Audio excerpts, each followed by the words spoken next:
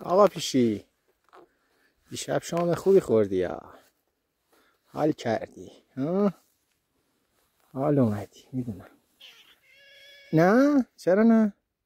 دیگه هم استخونه دادم و هم بهت گوش دادم و همه چی بهت دادم. حالا هی بگو نه. چی الان نهار میخوای؟ بذار برم تو ببینم چی پختیم برات بیارم بخوری. آقا پیشول، آقا پیشول دومت زیادی دراز نشده؟ کجا میری؟